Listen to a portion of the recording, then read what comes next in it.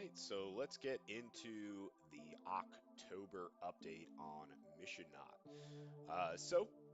What I'm going to show off today is some more equipment, a new little base model, our map editor tool that we've been working on, and a couple other neat little updates on the game. So let's get into it. Let's turn our new base mesh around. This is our new guy. You'll notice inside the inventory we have some sets of armor here, and let's get through it. So we have three combat styles. So we have a melee, a magic, and a gunner style combat triangle essentially. So let's start with the knot outfit. So here we go. Gloves are currently not working, but you have a sweet little knot. We'll take a couple steps so you can see what that looks like. Pretty cool. Front and back. Boom, boom, boom. All right, then we have our Mancer. So this is our Technomancer look. Pretty cool. Couple steps for you. And then lastly, we have our arrow attack. So this is going to be your gunner. Get equipped a gun just to give it a look. There you have it. So now inside the game, we also have banking and notes. So we can bank an item and we can take it out as, well, I guess we can't take equipment out as a note yet. But we should be able to.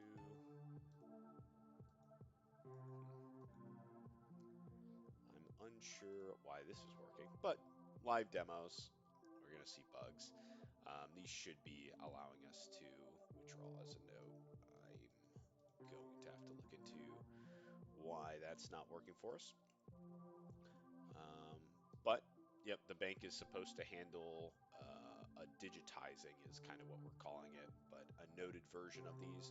Uh, and the reason why is because we are currently wrapping up player trades, so you'll be able to click on a player, initiate a trade offer with them. They'll accept the trade, and then you can trade items for money or whatever you want to trade your cash for. But yeah, I figured I'd show you an update on the gear. We're getting a lot more things made, so hopefully we can start making the scene look a little bit cooler now that we have so much inside the game. But yeah, so I wanted to show off those armors. I think they are pretty sweet. So yeah. And lastly, I just wanted to give an update on our mapping tool. So this is pretty cool. You can add in chunks. So if we want to quickly expand or make a new area, we can add in some new chunks to the world. And then we can use different tools to like paint the terrain and make everything the way that we want. So we'll be able to eventually place prefabs in the world where we want as well. So if we want to make a little area here, we can kind of, we'll do more bigger paintbrushes and things along those lines. But you can kind of see how it works. It paints across the mesh. It's not perfect yet, but we'll fix that so that it does exactly what we want. We can go ahead and flatten it. So if we want to flatten the map, we can to a certain height, depending on where we click. So if we want to maintain that height, we can maintain that height, or we can bring it up as well. Uh, and that's pretty neat. So we can design little unique areas. You can map out a map pretty quickly, and soon we'll be able to place things directly into it using the tool as well. And that should speed up the development of the world and the creation of the world. Um, and as I mentioned, we're working on trading right now. After trading is done, we will move on to the mission system.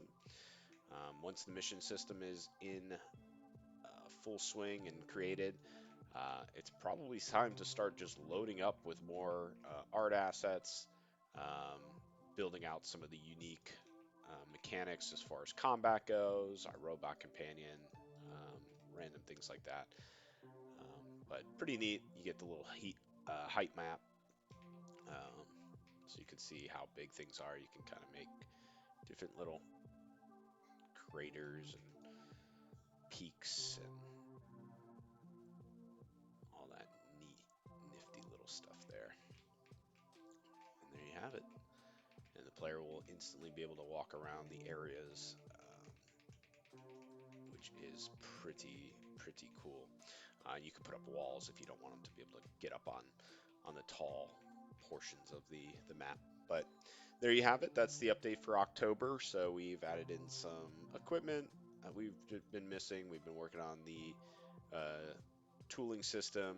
I didn't get to show you the bank noting, but the bank is fully functional with all of its withdrawals and deposits and noting and things like that. And the reason that we went that route first is because we needed it in order for player trade to work properly.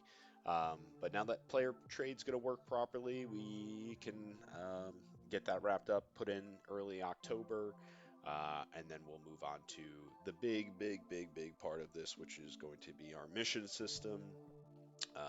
And then once the mission system's done, we can work on unique mechanics related to the game. And that's probably what we'll be working on for the rest of this thing. Is just unique mechanics to our game, improving gameplay, getting the game online in a development environment so that we can kind of connect and test the game with multiple players online and things like that. But yeah, there you have it. Missionaut October update. Hope you enjoyed. If you did, like, comment, and subscribe. Thank you.